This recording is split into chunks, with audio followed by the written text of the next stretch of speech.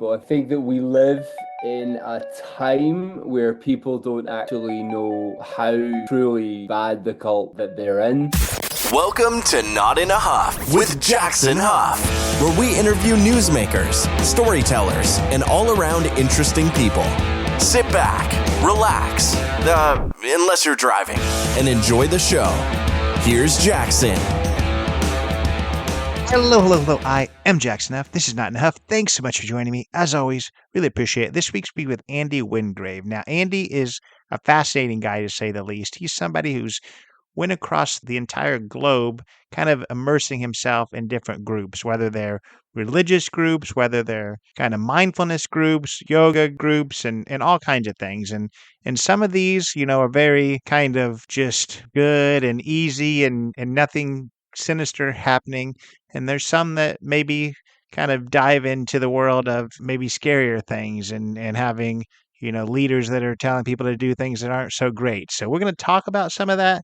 I guess with this conversation, a couple of things to know with Andy is he does use the word cult quite a bit. And of course, some of the groups he's dealt with, for everyone, they would think it was a cult. It has a leader that's telling people to do not so great things. But he kind of expands upon that and he kind of uses the word cult in ways that I think that some people, frankly, would maybe be a little uncomfortable. He kind of thinks that all religions are a cult. And by definition, that's up to you to decide. Of course, most of my listeners are of some religious bent, whatever that is. I certainly am as well. And I mentioned that to him. Yeah, I guess we just have to be comfortable with the way that he uses cult. And if we're not comfortable with it, at least kind of realize that because, whether it's religion, whether it's governments, whether it's a lot of things, he kind of uses that interchangeably to just mean, a group of people that are working together for one common purpose. So yeah, I just, as long as you know that, and he's got some interesting thoughts that, I my goal is always is to let people speak and share their thoughts. Some of the things are very controversial and certainly not mainstream. My goal in interviewing people is certainly not to try to argue or make anything confrontational, and I'm certainly not doing that here with Andy. He's so gracious with his time, but of course, I've always got to say that just because it's on the podcast doesn't necessarily mean that it is the view of the podcast, whether I agree with Andy on things or not. The goal is just to bring him forward and let him share his passions there. So really appreciate him coming on. I learned a ton. Some things kind of, made me a little uncomfortable as well, but I think that's a good thing. I think when you can, kind of challenge your thoughts is never a bad thing at all. So check out this interview. If it's your first time listening or you haven't already, go follow along on Instagram and on TikTok and Facebook, Not Enough Podcast. Leave that 5-star rating on Apple and Spotify, helps a ton. Leave a written review on Apple, helps even more. But here is Andy Wingrave. Very well. Thank you, Jackson. How are you? I'm good. I'm going to kind of just let you do the heavy lifting out the gate. Just introduce yourself. Hello there. Well, my name is Andy, and here talking to Jackson because I've been spending the past few years joining very strange and interesting and wonderful groups, and kind of led to a lot of different experiences, and I would love to talk to you all about them. Yeah, no, I'm excited to talk about that. So I didn't really talk before we began about my experience with this, but I've been doing this podcast for almost 4 years now. And, I talk to so many people in so many different worlds, from actors and true crime and everything else. But one kind of niche that I've had is talk to a lot of people that have been in cults that, have, whether they're still in something that could be determined or could be a cult to some, whether they have escaped different things. Here in the United States, obviously, we're talking about some of the, like the Swiss Family Commune and the Fundamentalist Mormon Church and different polygamous groups and all kinds of different things. So I've talked to a lot of people that have been in those experiences, but I've never talked to somebody who kind of meant to put themselves in there. I always kind of have the conversation of the realization that I'm in a cult and I didn't mean that to happen, but it's not necessarily the case in your world. So I want to kind of break down that word cult because, that's a sensitive word to some people, definitely people that have been in cults or unsure whether they have, and they've been in some that are not so great. So let's talk about that. I guess your platform is Andy Joins Cults. So what does does cult mean to you? It's a very broad term. It means a lot of things to me, actually, but it really doesn't mean what it means to most people. I think that we live in a time where people don't actually know how truly bad the cult that they're in and how it's hijacked their brain and it's how it's like hijacked their life, right? Like, I mean, with every single conversation you're having with somebody who's left a cult, you could have that with every single human on the planet who's part of a cult and they don't know it. A cult is effectively one or more people with shared intention and shared agreements on behavior and way of being within that space. And I kind of like grew up very much in the Catholic Church, and it took me a while, maybe about 12 years or so, to kind of realize that was a cult. And it was a shame because I felt like there was so many good things about like what was being taught. Like the Bible's a great book. There's a lot of like these enlightened beings that came to kind of talk to us, kind of show us that we're all mad. They're great, right? Like Buddha, Muhammad, Jesus, like Zarathustra, like all of these people had incredible wisdom and came to tell us the same thing, really. And yet those teachings have been misused and ultimately incredibly misused, actually. Formed what we know today is at least in our case, the cult of the Occident, right? The West has a cult which is pervasive in the world and not necessarily in a good way. I feel like it really, what I see, something that I do eventually with this work, is to kind of show that, right? Like what we're in is no less or worse than, no better a cult than any other. It's no better than Jonestown, if you ask me. It's no better than Manson. It's no better than any of these crazy things. Like the stuff that's going on in this world that we let happen. Crazy, right? Like what's going on in the Middle East just now, what's going on in some of Europe just now, what's going on in Africa just now, in Syria. That's like what we're subscribing to. So I think it's terrible. So that word has a charge, right? And it's been given a charge because the mainstream cult that we're all a part of doesn't want anybody else to figure out any other way of being.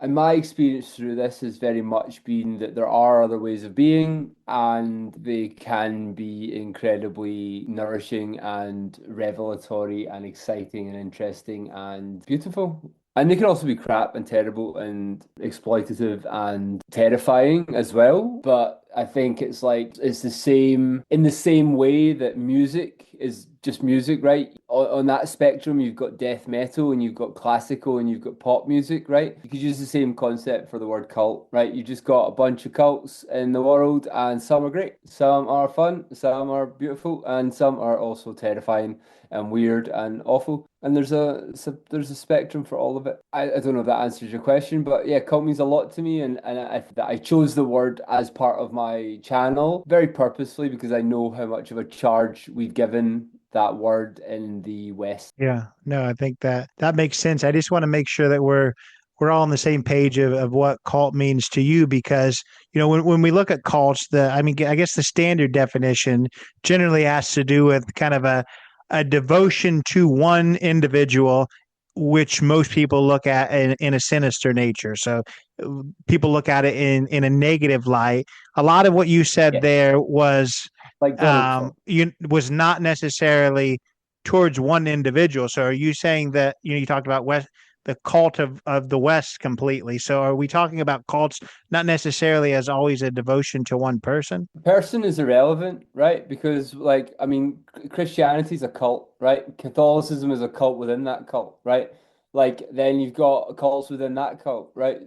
So the person is irrelevant. It's a helpful marker of a cult, but it's not the be all and end all. However, if you take my example, it's probably the best example because you've got a big orange guy shouting about tariffs right now, right? That's the cult there, right? Like everybody must like listen to this guy that's on the telly, and we now need to like we all just believe that he's the president and like that, and that whoever's the president of China, like Xi Jinping, and we just believe it. We just say, okay, that's it. That's the way it is.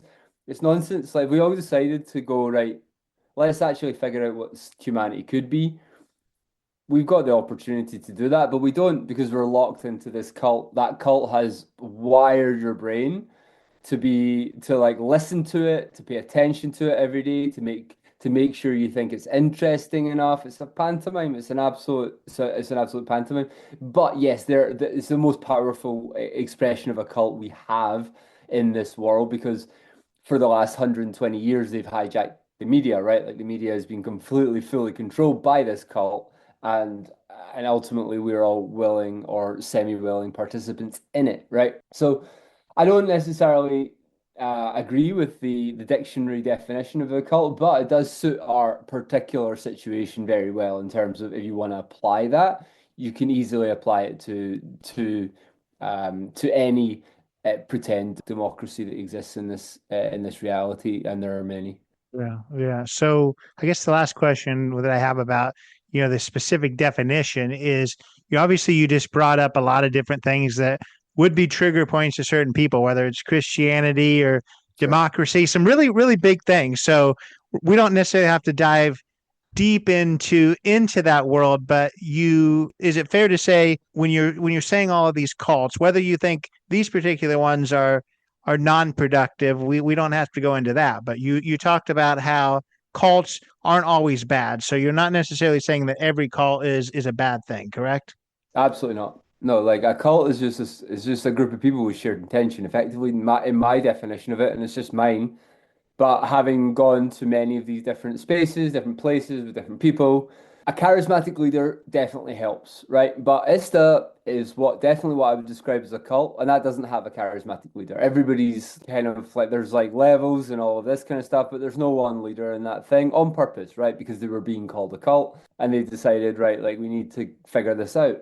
And they were very open about that. Like when I went doing ISTA last year, they were very open about all of this stuff. But I think like the word itself is overused in our culture to dissuade people and to make people associate the word with negativity, right? With things like Jonestown, with things like the Manson family, with things like even Scientology, even like things that are like super mainstream, like Scientology, or mainstream in our consciousness, I guess.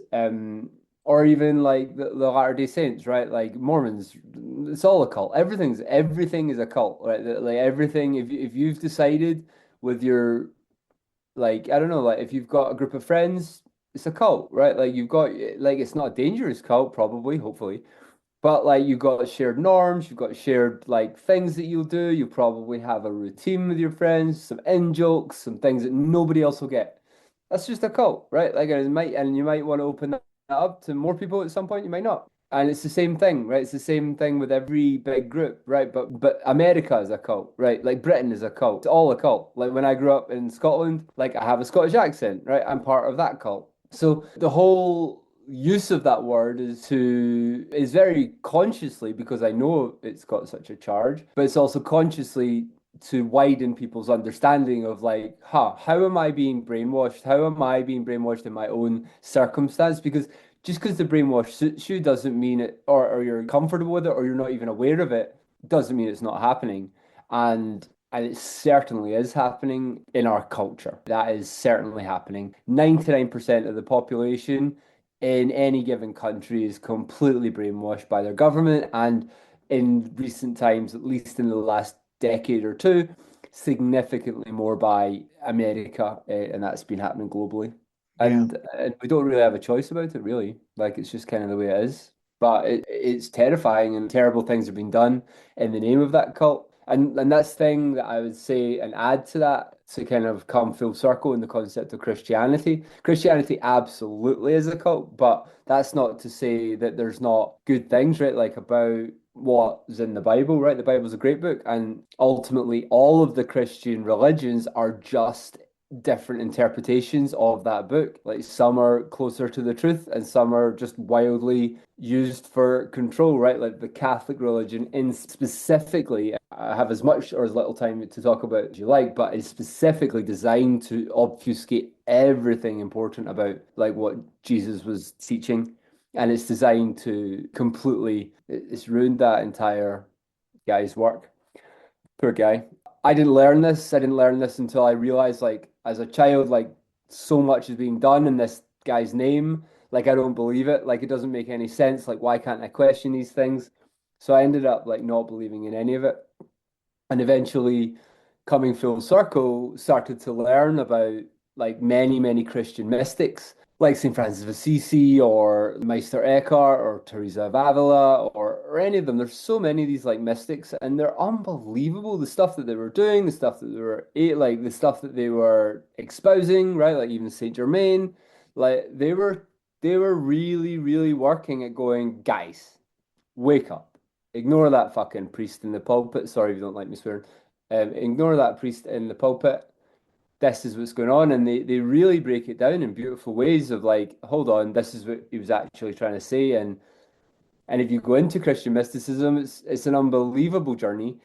And there's no way in hell like the Catholic religion would ever want people to start understanding this stuff, because if they do, then it basically means the end of the church, number one, and number two, like people would actually start to question many of the tricks and the traps and the lies that the Catholic Church has been spreading. But I don't know why we kind of went into that. But yeah, that's kind of like my overall opinion is just that what we've come to decide is a cult is a very narrow sliver and of what's actually really going on, and the word is being used purposefully to make people wary or afraid of being considered that they're part of a cult. And so I decided to just join a bunch of them and show, oh, okay, this is what these guys do. Some of them are terrible. Like I joined a thing called Star Magic by accident. Bad vibes, terrible stuff going on there. Black magic and all sorts of crazy shit. But Yeah.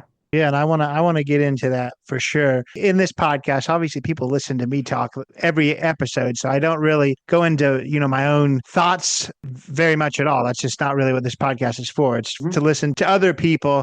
So, and I'm not going to do that now, but what I generally like to do, definitely when people say things that may be controversial, is to give them the opportunity, I guess, to kind of find that common ground with all listeners. So, and I think it's an easy one. I think that you'll agree with this. You obviously talked about kind of the cult of America, which obviously I am American. You talked about the cult of the Catholic Church, which I'm a progressive kind of Reformed Catholic. yeah. But I guess the thing that I would say, because when I talk to people, let's give an example of when I talked to somebody who is a tour guide in North Korea, and her whole thing was North Korea is not near as bad as people say it is, and those type of things. But what we kind of came to the understanding of is, regardless of whether you agree with what the leaders of any country is doing, regardless of whether you agree with what any religion is doing, generally these places, North Korea, United States, the Catholic Church, the Mormon Church, all these things are made up generally of a collection of good people. So I want to make sure that we're finding that common ground of, you're obviously saying some relatively kind of spicy things, if you will, but we can agree that these places are made up of a collection of good people. Whether they're brainwashed or not, we'll leave that, I guess, for people to decide. Sure. I think like the confusion or the reason why you're feeling the need to bring this up is because we're working under the auspice, we're using the word cult, right? So like we haven't clearly detached your schema of that being a bad thing to like what I'm saying, right? Like because I'm not saying it's a bad thing. Like I'm in America. I grew up with American culture. My girlfriend's American.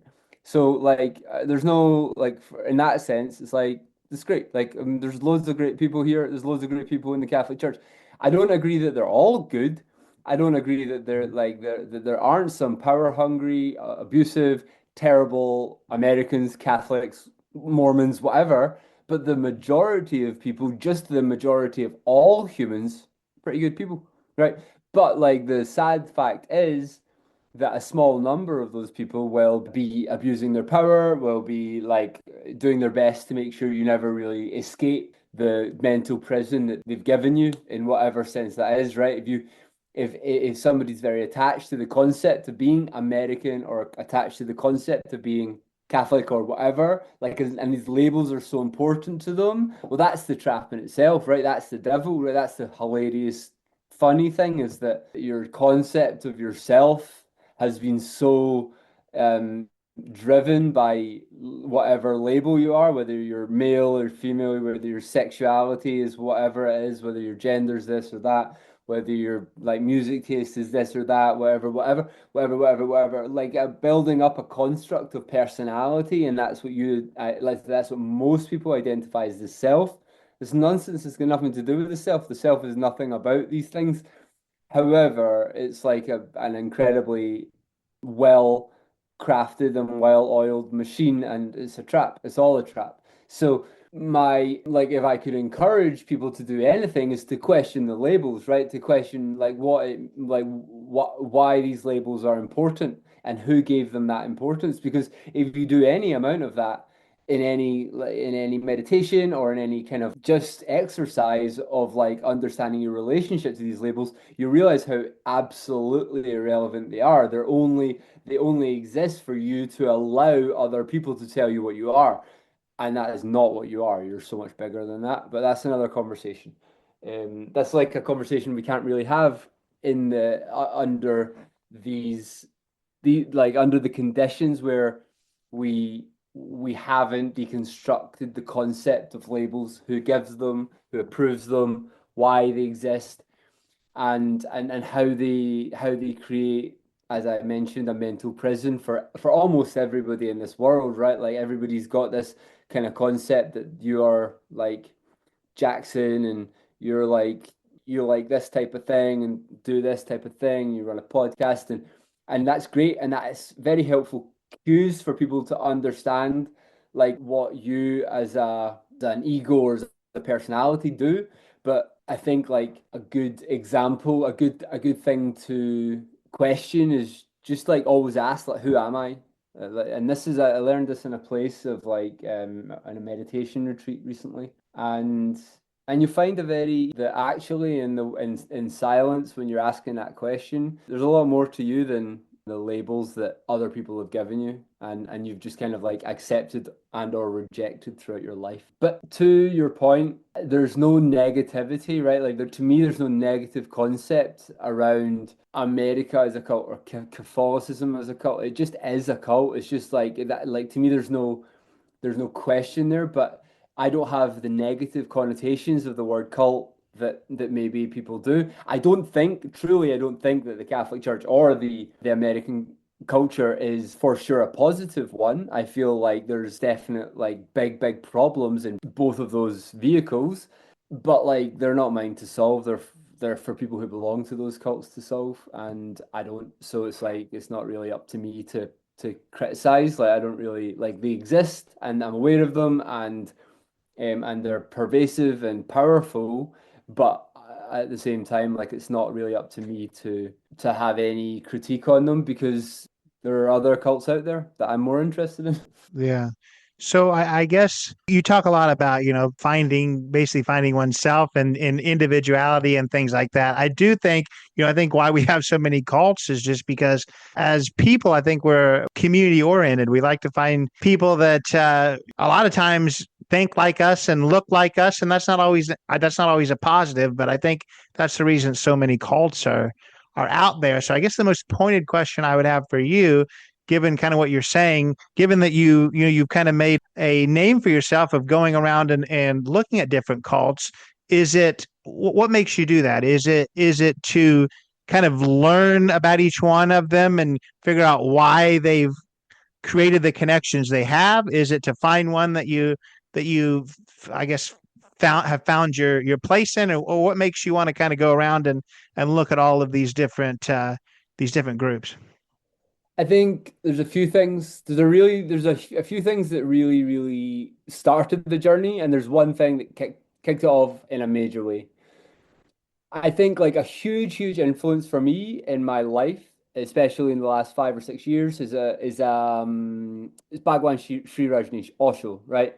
The guy is like, if you listen to him, the guy's amazing, right? The guy is so funny, articulate, beautiful. Like he tells amazing stories. He recorded almost everything he'd ever recorded like he'd ever said from the 70s. And the guys, to me, like I say this with the full knowledge that anybody who might be put off, like I hope they go and like check, like I hope they go and like just challenge me on this because it was so interesting. Like I'd been very put off by him, like completely put off by like what people said about him and like what the media said about him and like all of these things. Like I definitely felt like it had the word cult very negative in my mind at that point. And I'd kind of shunned him completely, being like, no, I'm not interested in what this guy's got to say. Like because of the brainwashing, right? Because the effective brainwashing of our collective culture told me that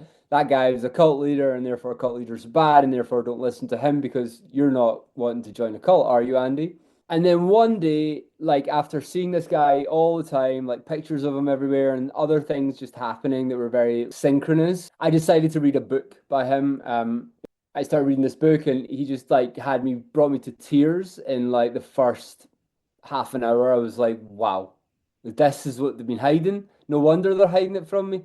So it was kind of like this realization that like, wow, that culture I'm in has like done such an effective job of brainwashing me that I could have missed out on this guy's like teachings and that would have been a really that would be a travesty for me because he's very dear to my heart. So that was like the first thing. That was like my first inkling that something was wrong here, that we were overusing that word and that word had been effectively given a charge, right? Like it's other words, like we're not allowed to say the N word. And I could go on a rant about that, or like even the word retard is like controversial.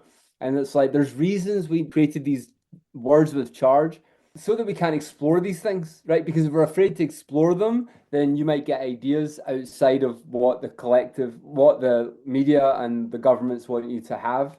So if you do that, then it's a danger to their establishment, and Osho certainly is in that sense. So I was blown away by this guy. He completely changed my life. And then, like throughout that, being introduced to meditation via Osho, being introduced to Tantra. I did a Tantra retreat about 4 or 5 years ago, and like people said, like what I was doing, like I was off to join a cult. I wasn't bothered, but it was something that like people said, and I was like, this is super interesting. So with all of that in my mind, I accidentally ended up in Egypt, and I joined this like very strange group of people, not my usual kind of vibe. I just like Googled spiritual tour of Egypt and ended up there. And I ended up like recording a lot of it, and some weird, very strange not cool things happened. The leader guy was not somebody I'm interested in or somebody I think is of any, I mean, I would encourage you to watch the documentary I made. But the fact that I'd recorded that like made me go, huh, like actually there's loads of really good stuff that I've done over the past 4 years. And I'm doing loads of like other things, like going to retreats and going and like exploring plant medicine and exploring ecstatic dances and kirtans and ceremonies and yoga and tantra and breath work and all of these different modalities, all of these different things have completely changed my life. So like why not go and explore, do more of them and explore that with the intention of showing people like what's out there, right? And really the intention is to show people that what you might call a cult might actually be good for you. And like what you call a cult, like if you do a bit of research, I think there's some things out there that are just amazing and they're being kept from people because if people found out that you can actually just live in a completely free way, that most of the things that you perceive as like good and bad are nonsense, like actually there's a lot of opportunity to like to enjoy this life, this beautiful life you've been given in a way that's not full of like misery and bullshit like most people's lives are, right? Most people's lives are like full of stress, full of depression, full of like anxiety, full of all of this stuff. It's completely caused by our culture. We exist in this and it's been created for us. And actually, my intention is just to show like there's a whole bunch of other stuff you can get involved with that doesn't involve like following a materialist path, like looking to others for a sense of like an understanding of who you are.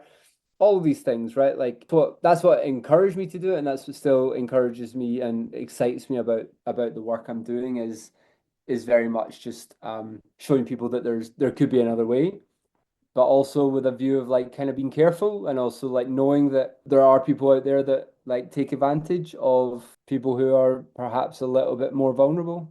So you said that you know this type of thing is being being kept from people. What do you mean by that? How's it being kept? Is it kind of hidden behind the word cult and that's enough? Is it just not being, allowed to be said, or how is it being kept from people? Tell me what you know about Tantra. I don't know anything about Tantra. Why do you think you don't know anything about Tantra? It's an ancient, beautiful, like, it's an ancient, amazing, unbelievably esoteric kind of path, is the best way to maybe describe it.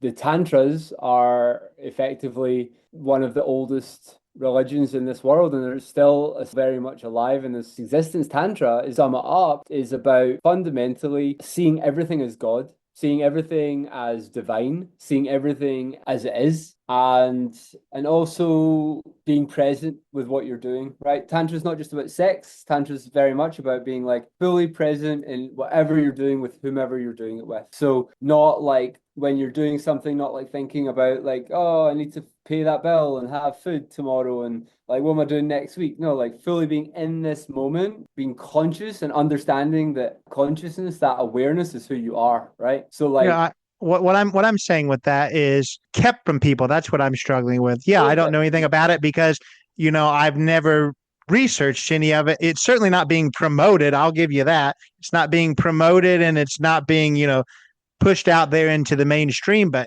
the word kept, I'm sure I could research it. I mean, I've talked to, what do you know about the Nabatean culture that was bigger than Rome and it was more advanced than us in the 1800s? It's just for some reason, and I may be kind of going right along with what you're saying, for some reason, certain things get mainstreamed and certain things don't. And I'll agree with that things aren't being, maybe tantra and these type of things aren't being promoted as mainstream, but the word kept is what I'm struggling with. Do you think that there's actually a concerted effort to keep it from people?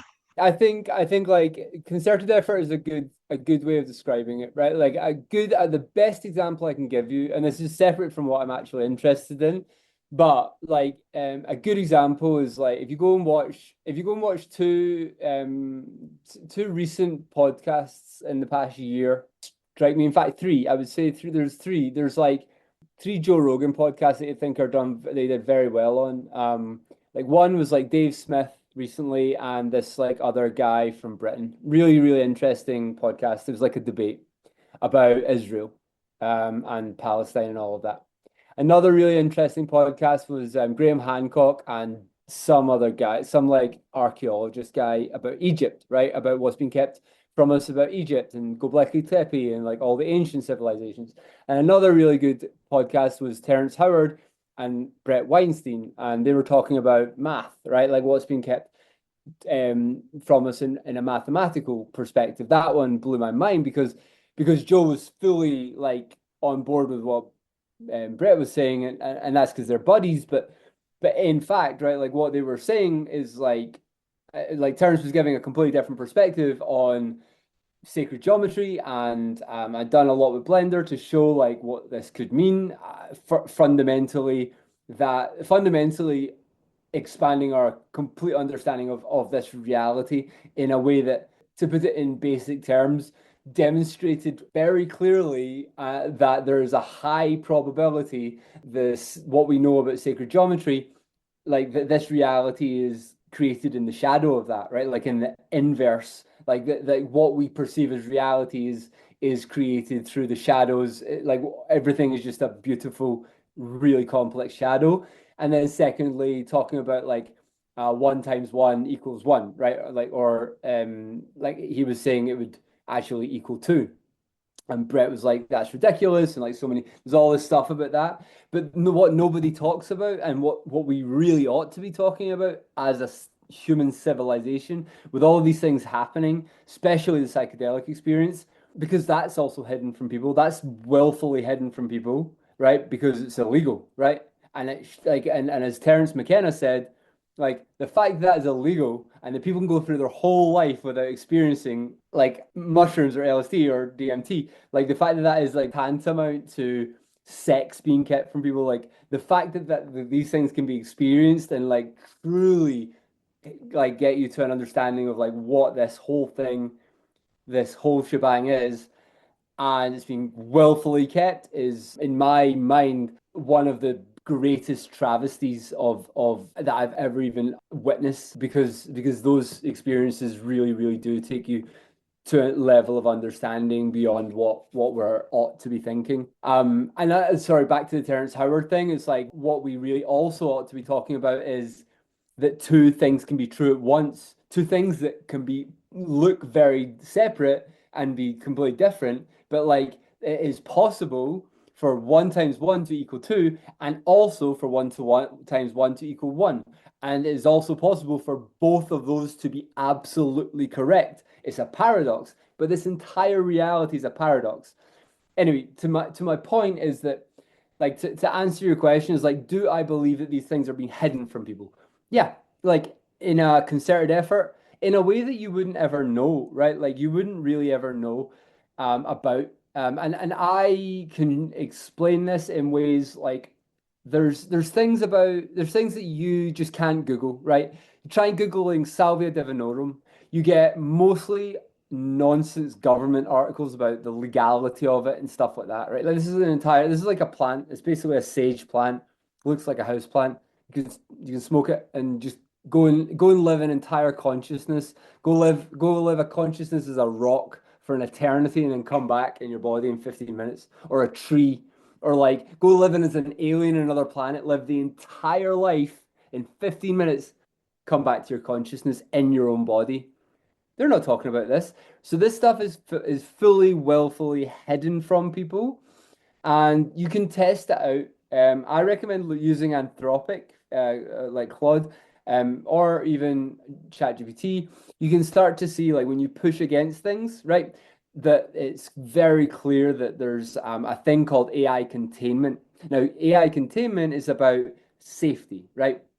But and they talk about AI safety, but what that AI safety is you not finding out anything they don't want you to find out, right? Because there's a whole world of like occult and ceremonial magic and Dzogchen Buddhism and all of this stuff, right? Like the deeper layers you go, they absolutely never want you to find this stuff out, because once you find it out, then you're free, right? Like, and they don't want free people, because like free people is not good for the economy. Free people is not good for the status quo. Free people are not good for like controlling, right? Like you can't be controlled once you start to get to these places. It's impossible, right? Like your freedom is absolutely sacrosanct. It's beyond anybody's will to involve themselves in it.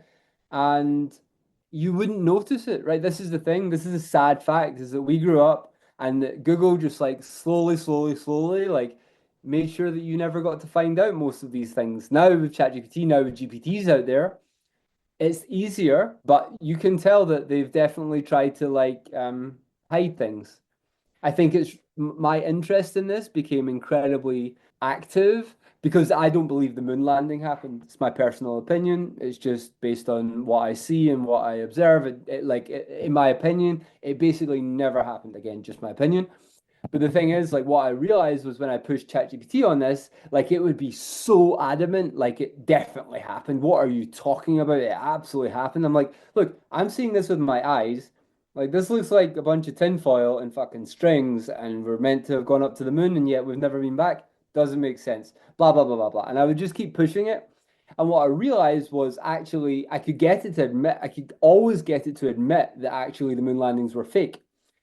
But it wouldn't like requires you to like approach it in a certain way for it to like admit it, right? Like it requires you to like approach it in a way that's like non-scandalous, like non-threatening, not like inquisitive, and it like lists all of these things that it's looking for, and it's like, yeah, look, we can talk about this, but from this perspective. And it does that with almost everything, right? Tantra, breathwork, psychedelics. You need to approach it in a very specific way for it to actually uncover things. And bear in mind, this is like an incredibly huge. Obviously, you've used ChatGPT, right? Like it's an incredible piece of technology, but there's no stopping it, right? Like it's very hard to contain everything, right? Like because then what is reality? Like what is like who controls what we perceive as reality? And that's another conversation for probably another podcast. But But yes, like to your point, to your question, I absolutely believe that much of this stuff is being willfully hidden. Like the fact that yoga and meditation is not what we're taught in primary school is enough proof of that because we all really should have a basic fundamentals of yoga and meditation. I want to ask you now let's get it back kind of to the world of cults, and it's kind of the question encompasses what you just said, and you said quite a few things, and quite a few things that, regardless of whether they're factual or not, I think that we can agree that a lot of people would see them, the mainstream, and maybe that's the problem. The mainstream would see some of the things that you're saying as controversial, or maybe I hope even so. or maybe even conspiracy theories. I think that some people would look at it that way. So my question to you, getting it back to cults, is, given that you know that you have pretty strong opinions about different things, how do you go into each of these situations to making sure that you don't bring your own bias into them, to make sure that you're truly learning everything there is to learn about these individual groups? Because I think that just the average person, to go into these things, obviously they're looking at cult as a bad thing, so of course they're coming in with their own biases, but you're kind of on the complete flip side. But I think that still may bring in a bias. So how do you make sure that doesn't happen?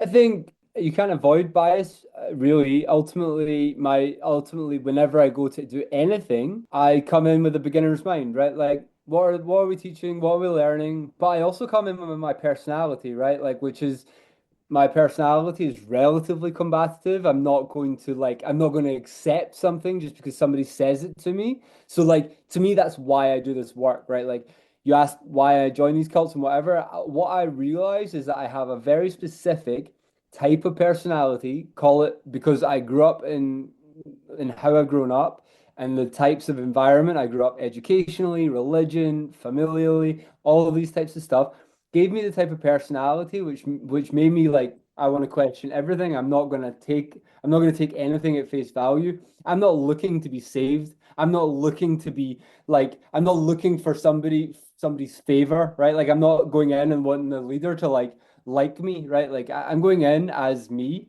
as who I am, and what this personality construct that I've created that suits me brilliantly. But therefore, I'll like ask questions. I won't just accept like that somebody's telling me something, and if they've got no way to back it up, then I'll ask questions. Two examples of this are when I did an alchemy course in Guatemala recently. The woman who did that course, she was, in my opinion, just my opinion, as a reviewer, a charlatan. She was an absolute charlatan. She was like a very, very dogmatic, very, very like she had a very strange way about her. She channeled this being that was like just a dick, right? Like it was just like telling you you are no good and you are not worthy and that you need to be a good person. Like I was just like, no, thanks. I'm out here. And as she was teaching me the tarot, she was telling me like a few things like, okay, so what do we do when a bad card comes up? And I'm like, what do you mean a bad card here? And she was like, well, let the devil. And I'm like, why is the devil a bad card? Please tell me. And she was like, well, the devil is a bad card. And I'm like, no, I mean, it depends on your perspective on in the tarot, but like ultimately, if you think about the tarot as a tool to increase awareness and an understanding of the soul's journey, the devil's not a bad card. Like you're just absolutely taking that in the wrong context. So she didn't like me. And then other another course that I did was Tantra TTC, and in Tantra, and in specifically in non-dualism and Aida Vedanta and Kashmir Shaivism and most yoga schools will teach you about brahmacharya. Now, brahmacharya is the practice of ejaculation continence, right? So, like, allowing yourself to feel the pleasure of having sex with somebody or sexual pleasure with yourself. And Mantak Chia talks about this a lot, but like sublimating that energy, right? So, like, allowing for the pleasure, being in a state of pleasure, but sublimating that energy so it doesn't become an ejaculation, right? And ultimately, I was asking questions about this, but basically, in traditionally, uh, there's a concept called ojas, right? And basically every being gets a certain amount of ojas, which is like energy, that can be used. And ultimately, like when you ejaculate, that ojas is depleted. Now, obviously, I have many questions about this. Where are you finding this? Like how it's Ayurvedic, right? So it's like an Ayurvedic concept. And I had lots of questions about this. So I'm not coming in with a bias of anything other than I'm here to learn, but I'm here to learn in the way that I learn, which is asking questions, which is not taking things at face value, which is not just believing something just because somebody says it, like actually listening to like the words and being like, huh, how does that sit with me? Does this is this correct? Like, does it sound about right or not? But I'm not looking. In fact, I'm willfully not interested in being unbiased. I'm coming with a particular bias that is to the other end of it. But I think if you watch my stuff, as much as it's like weird stuff I talk about and strange stuff, I I feel like I have a very unique lens on the world, and also a unique way of being in the world. So therefore, like, why would I not show this? Like, why, if I have the capacity to show people, like, I think it could only be a good thing if I show people that, like, hey, there's other stuff that's going on in the world, and like, and I'm exploring it from my perspective, which is not there to like say that cults are great. Everybody should join a cult. Like, that's stupid. It's like saying music's great or saying like food's great, right? Like, there's so much music, there's so much food. Some of it's great, some of it's poisonous, some of it's great, some of it's Katy Perry, right? Like, and you've got like all of these different things. It's like same with cults, right? Like it doesn't mean that all cults are good or all cults are bad. It's just like there's a whole entire like bunch of these things which are called cults that actually have a lot to teach, particularly yoga, right? Like, I recommend doing any form of like tantra yoga or any yoga, like hatha yoga.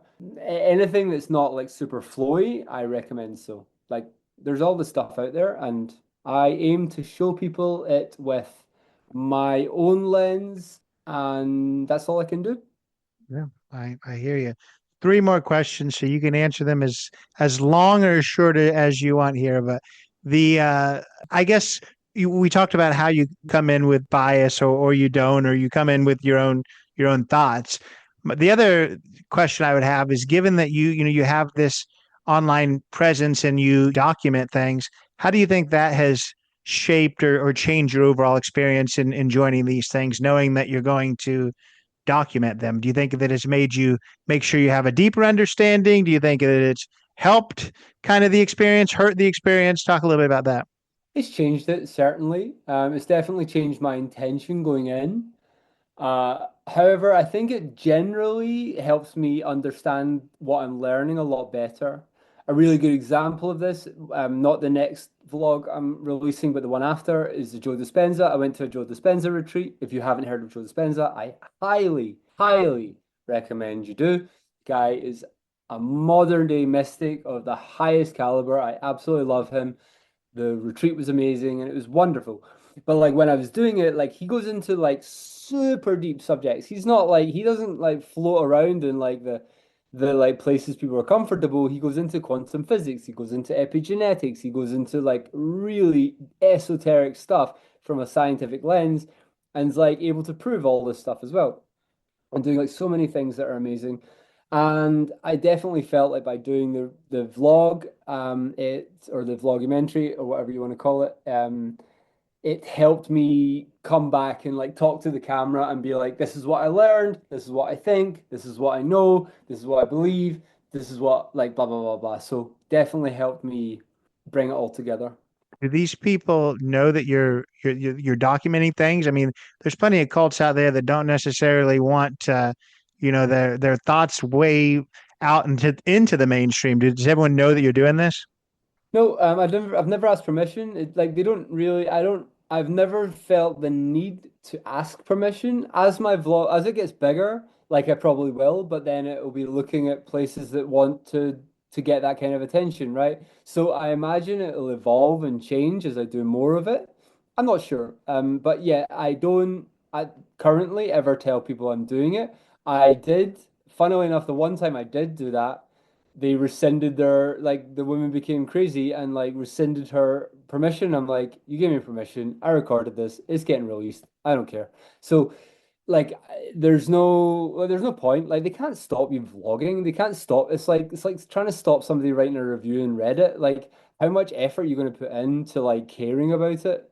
I mean, if I'm saying bad things, then it's like, well, like, that's my experience. I'm not trying to stitch somebody up, not trying to like paint anybody as anything they're not. I'm just here to have an experience and share that. So I don't feel the need, especially as I'm not recording anybody. I've never recorded anybody without permission. I've never recorded anything without permission, like of anything that's going on. So like in my Tantra TTC, I asked permission to record that. I did a mushroom cultivation course, and I asked permission to record that, and they were cool.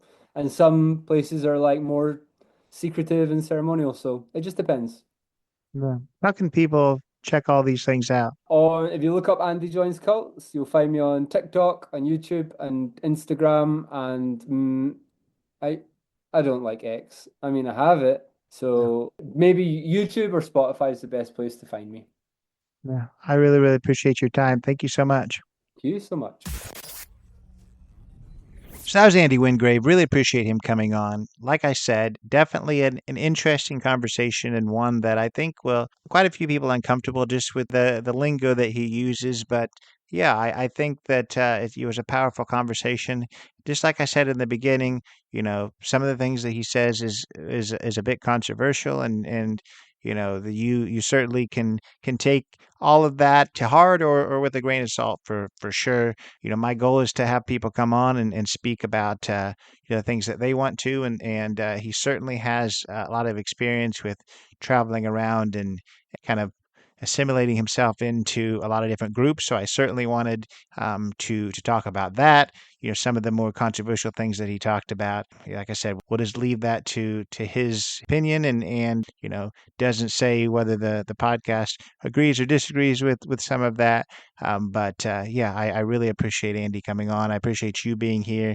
I appreciate you listening, even if some of it maybe made you a little unsure, hesitant, or uncomfortable. I think that that's the way we learn, and I'm always happy to talk to anyone willing to share, and that's was Andy for sure. So thank you for being here, Andy. Thank you, listener, for being here as well. If this is your first time listening or you haven't already, as I said in the beginning, go leave that 5-star rating on Apple and on Spotify. Leave a written review on Apple. Helps a ton. Go follow along on Instagram and TikTok. Not Enough Podcast. Not Enough with Jackson F on Facebook. Lots of places to follow along. But we'll see you next week. Take it away, Chris. This has been Not in a Huff with Jackson Huff. Thank you for listening. Be sure to join us next time, where we will interview another amazing guest who is sure to make you laugh or make you think. Or, hey, maybe even both. But until then, keep being awesome.